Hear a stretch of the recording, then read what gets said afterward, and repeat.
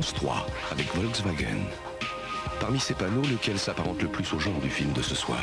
Appelez le 08 36 66 66 66 et choisissez la bonne réponse. Le 8 septembre, 2 gagnants seront tirés au sort et remporteront une Polo Pack ABS.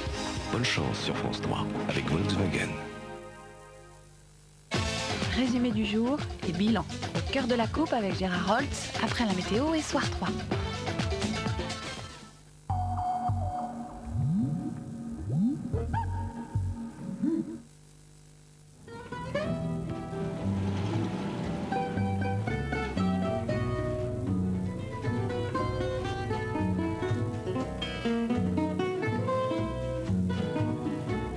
¿Qué te importa que te ame si tú no me quieres ya? El amor que ya pasado no se debe recordar. Hey, Ramón. Fui la ilusión que tuviste. ¡Gol! Hoy represento el pasado.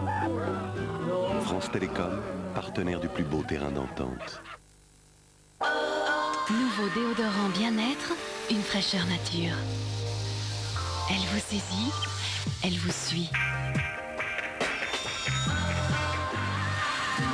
Une fraîcheur fruitée aux essences naturelles. Déodorant bien-être, parfaitement efficace pendant 24 heures. Déodorant bien-être, il respecte la douceur de votre peau. Nouveau déodorant bien-être, 24 heures de fraîcheur nature. J'ai un nouvel entraîneur pour mes cheveux. Shampoing Elseve multivitamine de L'Oréal. Mes cheveux sont forts, brillants, faciles à coiffer. Pour moi, c'est le meilleur shampoing au monde.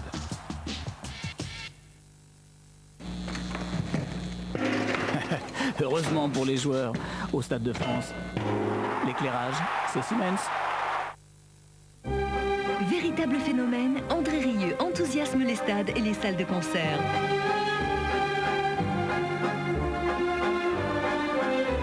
Son album Vals s'est déjà vendu à plus de 600 000 exemplaires. Aujourd'hui, avec le nouvel album d'André Rieu, Bal à Vienne, découvrez toutes les plus belles valses viennoises réunies en un seul album. Bal à Vienne, le nouvel album d'André Rieu. Un disque Polygram. Le chat a demandé aux femmes ce qu'elles attendent de la lessive du prochain millénaire. La propreté parfaite, même à très basse température. Et vraiment facile à doser. Le chat crée l'événement. Voici la première lessive en dose biphase, le chat Tabs. Une efficacité encore plus concentrée avec un activateur de puissance pour les très basses températures. Les doses se mettent dans le bac à lessive tout simplement. La phase blanche commence à agir sur la tâche, puis la phase bleue libère toute sa puissance et élimine même à très basse température les traces les plus tenaces. Nouvelle dose le chat? Parfait, même à 30 degrés. Et quelle simplicité! Nouvelle dose le chat avec activateur de puissance, plus efficace, tout simplement. Trouvez plus vite les coordonnées d'une entreprise introuvable par Minitel 3617 Vérif pour une très bonne information sur les entreprises. Énergie présente la Carnavalera.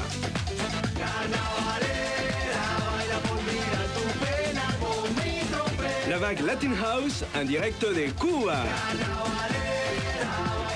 Retrouvez la Carnavalera sur le premier album de Habana Delirio. Un disco Polygram. La Carnavalera se danse au Club Med en appelant le 0801 802 803.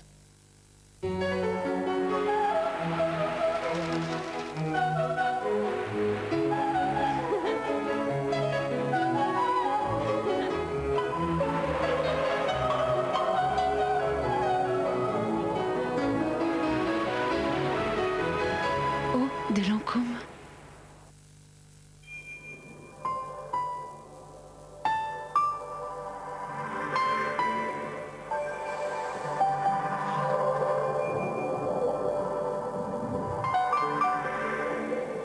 Voir un peu plus ou autrement, c'est ça qui me plaît. La santé des hommes et tout ce qui vit, les animaux, les plantes. On trouve de nouvelles réponses, en biologie, en pharmacie. C'est mon métier. Je travaille chez Ron Poulenc. Le plus grand danger pour vos dents, ce sont les bactéries qui attaquent partout, même sous la gencive. Maintenant, voici le plus grand danger pour ces bactéries. Colgate Total. Le progrès, c'est de protéger même sous la gencive. Voltage présente Méga Soleil 2. Méga Soleil 2, c'est 4 CD, 100 tubes à un prix exceptionnel. Méga Soleil 1 et 2, c'est la fête tout l'été.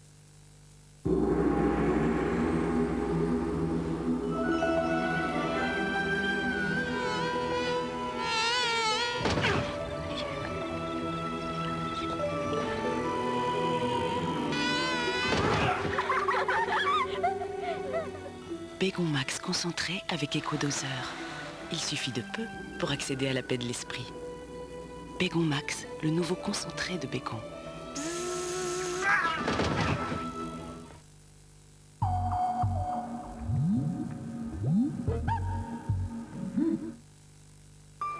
Marie, mais aussi Bertrand, Pierre et vous. En donnant votre sang, vous répondez à des besoins qui sont quotidiens. Pensez-y. Don du sang. Et si on donnait plus souvent un peu de soi-même?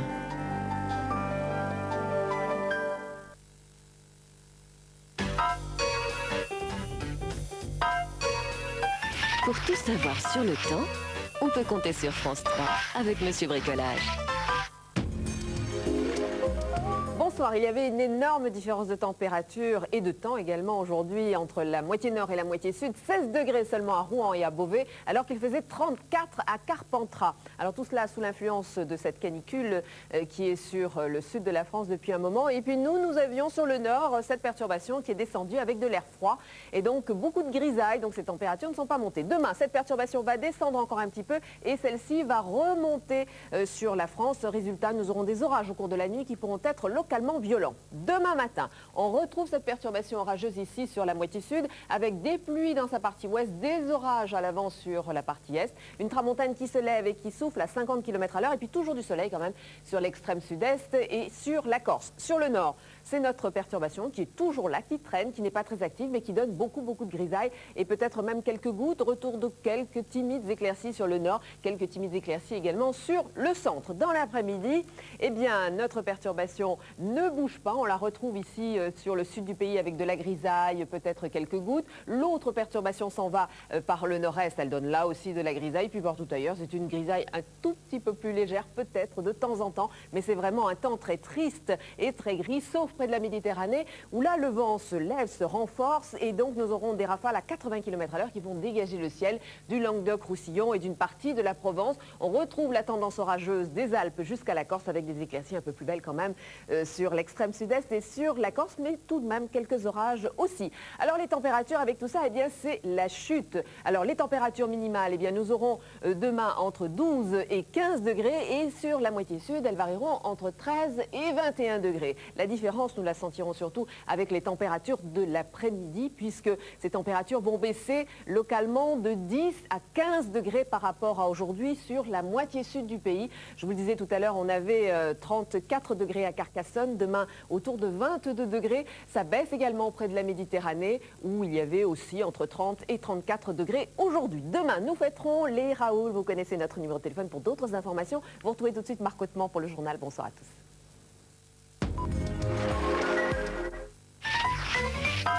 C'était la météo avec Monsieur Bricolage.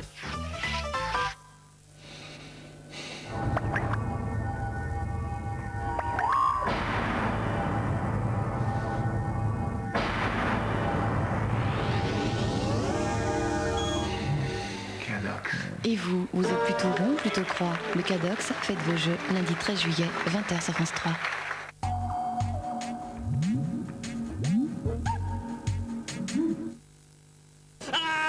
Et si j'appelais Françoise? En France? Évidemment. Ah, Françoise, enfin, j'ai besoin du numéro des secours au Trajastan. Oui, un petit problème, oui. Un gros problème. Françoise? Mais comment ça, tu trouves pas? Passe-moi Michel. Mais il est à New York, Michel. Ce serait tellement plus simple d'être abonné à Europe Assistance. Europe Assistance, le jour, la nuit, ici, ailleurs. Trouvez plus vite les coordonnées d'une entreprise introuvable par Minitel 3617 Vérif pour une très bonne information sur les entreprises.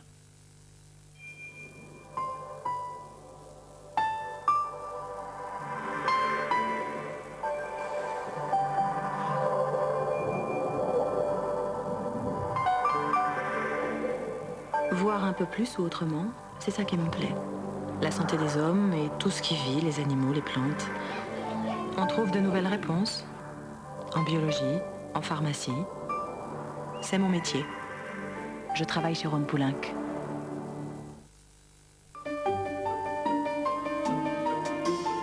Merci. Et merci à vous qui donnerez demain. Nos besoins sont quotidiens.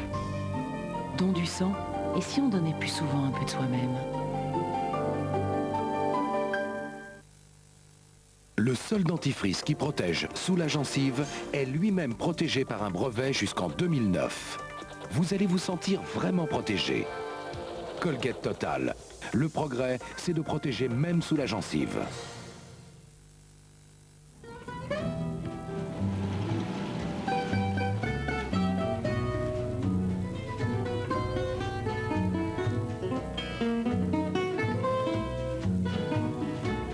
¿Qué te importa que te ame si tú no me quieres ya? El amor que ya pasado no se ve recordar. Sí, Ramón. Fui la ilusión de tu vida. ¡Gol!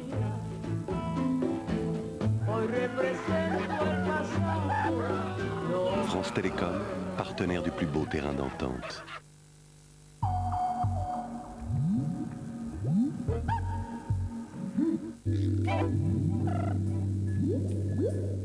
Demain sur France 3, sous le soleil de l'adolescence, La vois une seule fois avec toi, je la massacre, tu comprends ça? l'amour se mesure à la loi du plus fort Nadia est à l'hôpital, ses frangins l'ont tabassée. et flirte avec la délinquance. Tu vas où là, Momo? Je suis pas ton ange gardien, moi.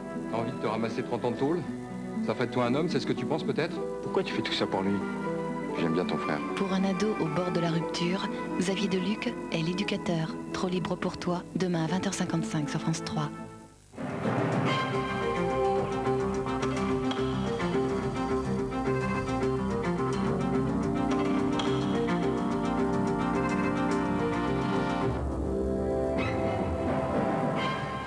Bonsoir, les titres de ce journal. Pour éviter un nouveau dérapage des dépenses de santé, Martine Aubry annonce une série de mesures. Les radiologues et les laboratoires sont dans le collimateur. Députés et sénateurs réunis en congrès adoptent pratiquement à l'unanimité le projet sur la Nouvelle-Calédonie. La renaissance du festival d'Aix-en-Provence, avant l'ouverture au public, ce sont les habitants de la ville qui ont pu assister aux répétitions. L'ordonnance de Martine Aubry, le gouvernement se dit donc déterminé, même s'il s'en défend, il se retrouve dans la logique d'Alain Juppé, la chasse au dérapage et les efforts demandés pour certaines branches. Détail de ces mesures avec Rosane Kerlan. Dans le collimateur de Martine Aubry, les radiologues. Ils sont seulement 5000 en France et pourtant leurs dépenses ont augmenté de 9% cette année. Le gouvernement leur demande donc de faire un effort de 500 millions de francs. Le 8 juin 1998, au journal officiel, paraît une modification du prix des actes de radiologie. Vouloir, le 6 juillet, imposer une deuxième modification, moi je considère que c'est de l'acharnement. Autre cible, l'industrie pharmaceutique. L'objectif est qu'elle économise plus d'1 milliard de francs cette année. Les biologistes sont également sollicités. Au total, ces économies devraient atteindre 2 milliards 500 millions de francs. Ces mesures, nous continuerons à les prendre. Si dans 3 mois ou dans 4 mois, c'est une autre profession qui dérape, nous ferons la même chose. Pour l'instant, les médecins généralistes semblent être épargnés. Martine Aubry a annoncé ce matin l'abrogation d'une partie du plan Juppé. En cas de fort dérapage des dépenses, un médecin devait reverser ses honoraires. Il n'en est plus question. Penser que c'est uniquement par un coup de bâton qu'on arrive à régler les choses, c'est vraiment considérer cette profession de manière infantile et naïve. Il est bien clair que si c'est pour rédiger un texte identique ou qui correspond au même concept que celui que nous avons eu pendant ces 2 ans, eh bien, il y aura là aussi échec des négociations et conflit. Il faut changer de logique. Ces mesures devraient permettre au gouvernement de tenir ses engagements, diminuer d'au moins 12 milliards le trou de la sécurité sociale cette année. Un congrès pour la Nouvelle-Calédonie. Après la signature des accords de Nouméa, députés et sénateurs ont donc approuvé aujourd'hui la révision constitutionnelle à une écrasante majorité. À Versailles, le reportage de Dominique Martineau et Jean-Christophe Duclos. Le FLNKS en délégation officielle à Versailles, symbole de la réconciliation. Pour rien au monde, ils n'auraient voulu rater les travaux du Congrès, entérinant leur nouvelle autonomie. 1998. C'est une nécessité juridique exigée par la Constitution, mais c'est aussi et avant tout un acte politique majeur auquel l'ampleur de votre adhésion donnera une force et une valeur irremplaçables. Pour cet acte politique majeur, 897 parlementaires réunis au château de Versailles. Conclusion d'un long cheminement ponctué de haine et de violence pour reconnaître une citoyenneté calédonienne et une autonomie débouchant d'ici 20 ans sur un référendum d'autodétermination. Les gens souhaitent vivre ensemble, dans la paix, avec une nationalité française et des pouvoirs accrus sur place. Ça ne peut que nous rassurer, notamment pour la mise en œuvre de ces accords de Nouméa. Donc on ne peut qu'être content, et puis c'est un moment historique. Je crois qu'on le vit de façon très, très forte. Sur ce droit de vivre en paix, consensus de tous les groupes politiques. Il leur aura fallu 2 heures de discours fastidieux, sans grande émotion pour l'expliquer. Un choix collectif dépassant les clivages politiques. Nous nous trouvons dans une tradition qui est héritée du discours de Brazzaville et du général de Gaulle, qui est d'accompagner les populations associées à la France vers leur destin. Je crois surtout, si vous voulez, au-delà du droit, notre gouvernement et notre Parlement ont réussi à établir en Nouvelle-Calédonie la paix et la promesse d'un avenir. La Constitution ce soir s'est donc enrichie d'un nouveau titre spécial. Aux Calédoniens maintenant de s'exprimer. Ils devront approuver ces accords de Nouméa avant la fin de l'année. Un texte qui a donc été adopté par 827 voix sur 885 votants. Seuls donc 31 députés ou sénateurs ont voté contre. Des convois sous surveillance, les transports de déchets nucléaires par le rail ont pu reprendre, mais les mesures ont été renforcées et les cheminots ont même été équipés de détecteurs. Reportage France 3 Lyon, commentaire Nathalie Pérez. Une opération surmédiatisée pour la reprise du transport de déchets nucléaires. Démonstration à l'appui, désormais les conteneurs seront contrôlés et nettoyés scrupuleusement pendant près de 9 heures pour effacer tout risque de contamination radioactive. En effet, le 6 mai dernier, la SNCF avait suspendu dans toute la France ce type de transport après avoir appris par voie de presse que 2 de leurs wagons étaient contaminés. Il a fallu attendre la médiatisation de cette affaire qui était connue de l'autorité de sûreté depuis longtemps. L'autorité de sûreté diligentait depuis quelque temps un certain nombre d'inspections et le problème était en voie de résolution. Il a été simplement accéléré. 14 heures, la visite presque achevée, un ingénieur, membre d'une association de recherche sur la radioactivité, attend devant les grilles de la centrale. On lui en a refusé l'entrée. Il souhaitait, face à la presse, effectuer un contrôle pour mesurer non pas la contamination sur les surfaces, mais celle émise par le rayonnement. Même si le chargement est propre à l'extérieur, il y a une radiation qui est émise et c'est cette radiation qu'on aimerait mesurer. Mais le directeur du site ne nous autorise pas à le faire. Oh, mais la radioactivité, il y en a de partout, la radioactivité, alors. Moi, pour moi, ça ne représente pas de danger, quoi. C'est un dosimètre. Donc là, aujourd'hui, vous n'êtes pas radioactif? Eh bien, là, on le sera à la fin du mois. Au-delà de ces mesures, la SNCF exige des directeurs de centrales nucléaires qu'ils engagent personnellement leurs responsabilités sur chaque convoi. À retenir dans le reste de l'actualité en France, un résumé en images préparé et commenté par Élise Galland et Carole Coelho. Signe des temps nouveaux, on a son portable que l'on met ou pas son bac. C'est pas vrai, là, ils vont se faire... Aujourd'hui, l'annonce des résultats ici au lycée Gabriel Fauré à Paris a donc déclenché, en plus d'une téléphonie aiguë, les traditionnels cris, rires et larmes, ces dernières assez peu nombreuses, les correcteurs ayant appliqué leurs consignes de bienveillance. Je viens d'avoir mon bac aujourd'hui, je suis très contente. Je l'ai eu du premier coup. J'appréhendais un peu le rattrapage, donc là, ça me fait un gros soulagement. Et pour ceux qui n'ont pas eu la chance de réussir du premier coup et dont la moyenne est entre 8 et 10, le rattrapage commence dès demain et dure jusqu'à la fin de la semaine. Son patron lui avait demandé de rouler en excès de vitesse. Le jeune livreur s'est tué ce week-end au volant de sa camionnette. Le malheureux chauffeur avait reçu des consignes nettes qui étaient des consignes de rouler en violation de la réglementation ou de la législation. L'employeur vient d'être mis en examen pour homicide involontaire. C'est en fouillant le véhicule que les policiers ont trouvé une note écrite par le patron précisant très clairement les vitesses qu'il devait adopter pendant sa tournée. Des vitesses qui étaient supérieures à celles autorisées. Salarié de l'entreprise depuis moins d'un mois, il était encore à l'essai. Il n'a pas voulu désobéir à son employeur.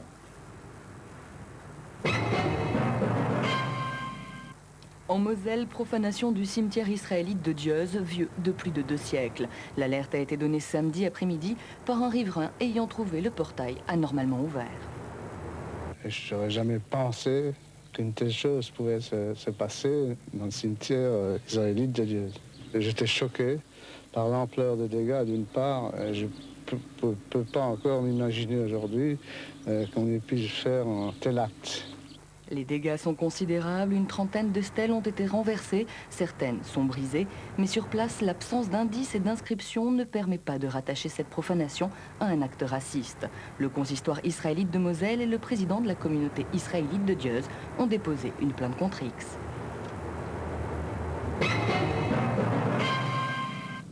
Nouveau cas de vache folle. C'est dans cette ferme du Loir-et-Cher qu'une vache laitière de race normande a été atteinte d'encéphalopathie spongiforme bovine. Aussitôt que le cas a été confirmé par le laboratoire national du CNEVA à Lyon, donc le 1er juillet, il a été donc décidé de l'abattage total du cheptel, de l'élimination de la totalité du cheptel. Les cadavres ont été transformés en farine, une farine qui va être incinérée. C'est le 6e cas répertorié en France depuis le début de l'année pour un cheptel qui compte 21 millions de têtes.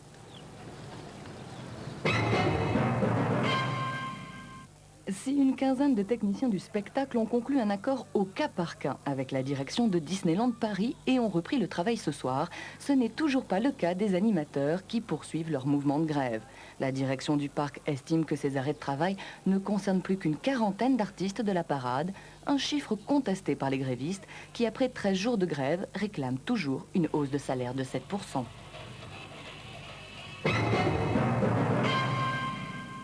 Ce TGV ne circulera jamais en France. C'est la première des 12 rames qu'Alstom doit livrer à la Corée, où il reliera le nord au sud du pays. Côté équipement, une motrice de la dernière génération. À l'intérieur, quelques innovations, télévision et sièges pivotants. Dernier contrôle avant le départ, grand nettoyage. Le premier TGV de la série doit être parfait.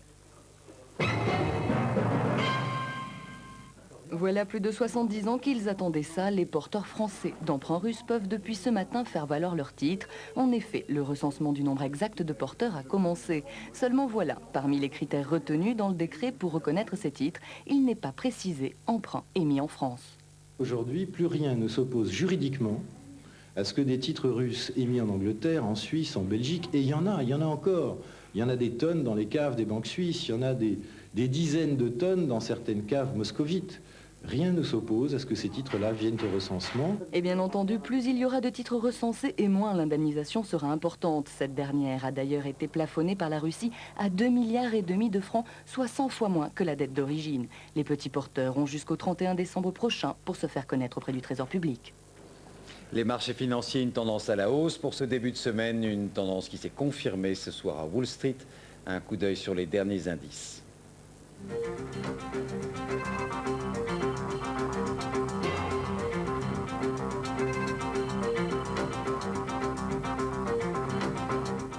En Irlande du Nord, le bras de fer continue entre les groupes protestants et les autorités. À Belfast, les militants de l'Ordre d'Orange sont toujours installés devant l'un des barrages à l'entrée d'un quartier catholique.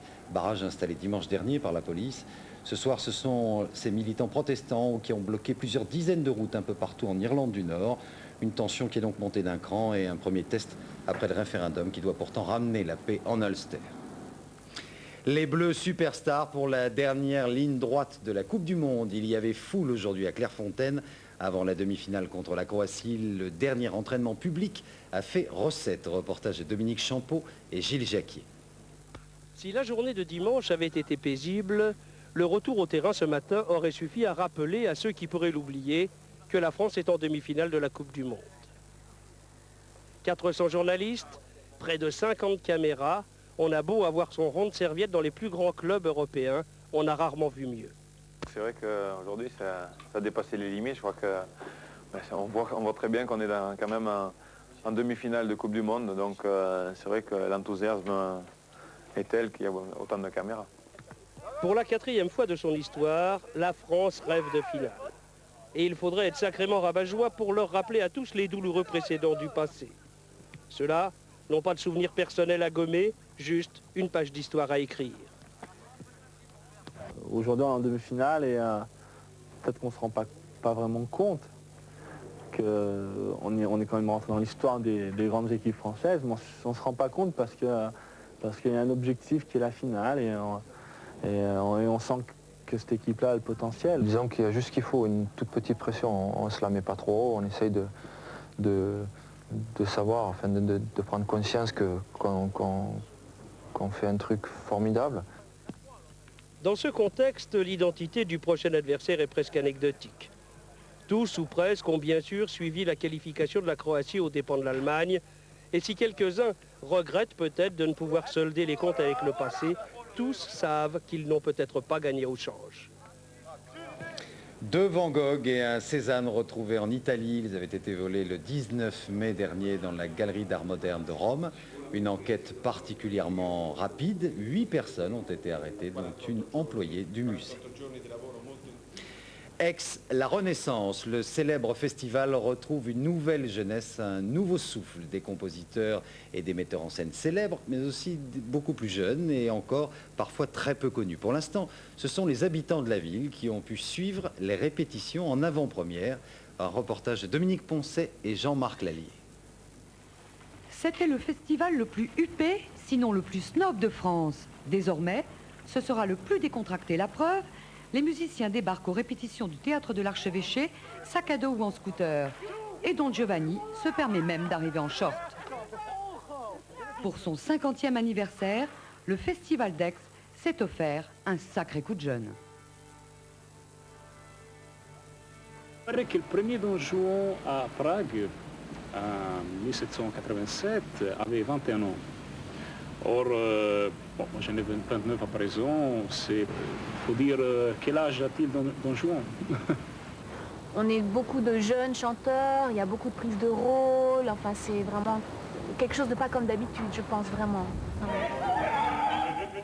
Le coup de jeune, ce n'est pas seulement au niveau des interprètes qu'il a été donné. Côté programme, ça va aussi décoiffer. Certes, dans la cour de l'Archevêché, on affichera évidemment Mozart, mais ailleurs seront données des œuvres de jeunes compositeurs. Pour nous, jeunes compositeurs, l'avantage c'est qu'on peut montrer notre travail à un public, un large public qui n'a pas souvent l'habitude de fréquenter le concert des musiques contemporaines. À part quelques stars confirmées comme Claudio Abbado ou Pierre Boulez, la moyenne d'âge des artistes sera cette année de 30 ans. On donne donc enfin sa chance à la jeune génération. Le public va changer, il va évoluer. Il évolue à travers les programmations, à travers les projets artistiques qu'on fait. Donc il faut qu'il évolue. Ça ne peut plus être un festival pour les gens du Luberon, en tout cas. Ça c'est sûr. Ça ne peut plus être ça. Ça a été ça, mais ça ne peut plus être ça. Engoncé dans la tradition, le festival d'Aix se mourait. Il renaît donc aujourd'hui de ses cendres. Mozart, qui reste ici le compositeur tutélaire, aurait sûrement été content. Avant notre revue de presse, le commentaire de notre dessinateur ce soir, Deligne, qui a trouvé un lien, vous le voyez, entre les comptes de la Sécu et la Coupe du Monde de football avec une Martine Aubry installée sur le banc de touche. C'est Martine Aubry qui fait justement la une de vos quotidiens demain. L'éditorial de ce soir est signé La Voix du Nord, revue de presse préparée par Alain Dévé. Jean-René Laplaine dans la Provence est quelque peu irrité. On nous disait la Sécu ça va mieux, écrit-il, et patatras, voici qu'on nous annonce une grave rechute. Et pour l'endiguer, explique le Progrès de Lyon, Martine Aubry a choisi une médecine douce, moins drastique que celle d'Alain Juppé. Ce qui fait dire à Olivier Kopf dans La Liberté de l'Est que Martine Aubry a accouché d'un plan Juppé light. Et vos journaux dénoncent ce que Francis Lafont appelle dans l'Alsace la mauvaise foi du gouvernement qui condamne le plan Juppé alors que les mesures annoncées, écrit-il, ont un air de famille qui rend inutile le moindre test génétique. Libération est d'accord, pour notre confrère, les mesures annoncées sont ni plus ni moins qu'un plan Jubry.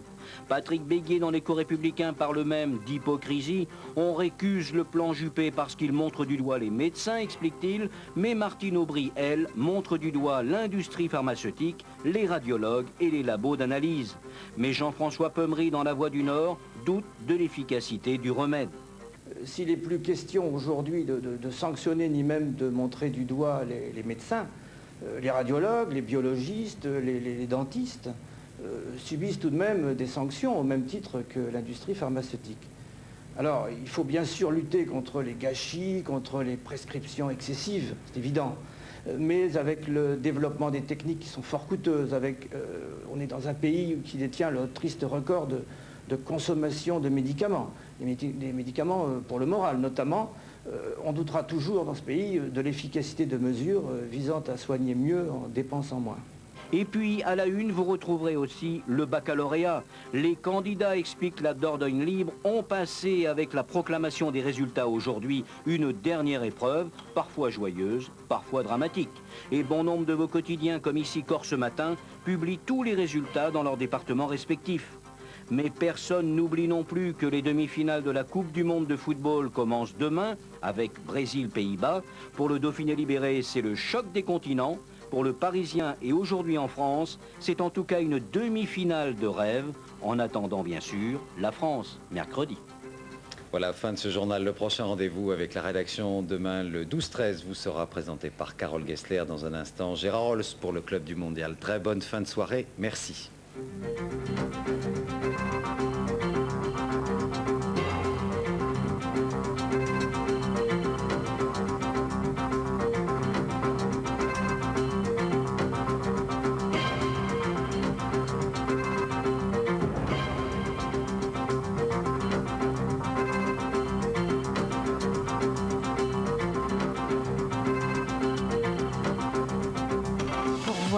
Ou revoir pour être sûr de ne rien avoir manqué au cœur de la coupe, tout de suite sur France 3.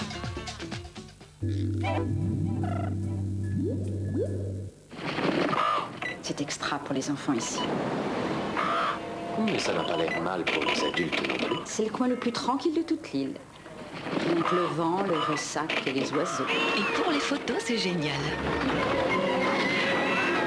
Petit. Petits oiseaux. Il suffit d'un appât et ils viennent vous manger dans la main. C'est merveilleux, ces animaux qui n'ont pas peur de l'homme. C'est tellement bien quand les efforts finissent par payer. Les oiseaux, mercredi 21h sur France 3.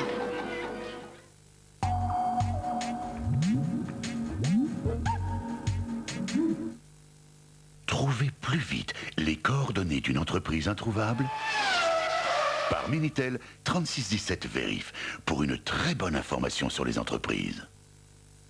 ABS et double airbag en série.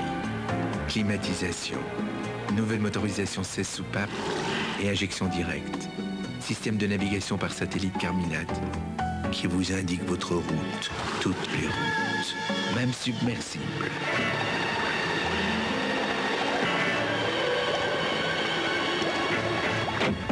Maintenant, si vous oubliez les horaires des marées, Renault fabrique des voitures, pas des bateaux. Chez La Paire, vous trouverez des portails à partir de 990 francs pour vos travaux d'été. Faites équipe avec La Paire. Une bœuf claire ?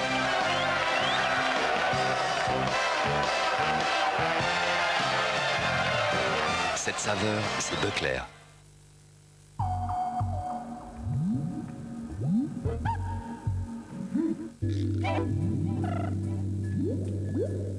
Mon fils est un gracier. Ouais, un véritable gracier. Tu me fends le cœur. Attention, le fils de Rémus est sacré. Il est bon. Non, j'ai envie d'ailleurs. C'est intelligent, mon fils, pardon. Si tu veux, c'est une pensée qui peut pas s'expliquer. Tu me fends le cœur. Marius, c'est la vedette du Rémubar. Moi, il me fend le cœur. À toi, il te fait rien. À toi, il te fait rien. Oh non, César. Sainte Vierge, c'est un meurtre, mais c'est toi qui l'auras voulu. Adieu, Fanny. Adieu, César. Classé chef-d'œuvre du patrimoine, au nom du Père, du Fils et du mauvais esprit de Marcel Pagnol, Quand on fera danser les couillons, on ne sera pas à l'orchestre. un homme fait courir toute la Canebière. Marius, jeudi à 20h50 sur France 3.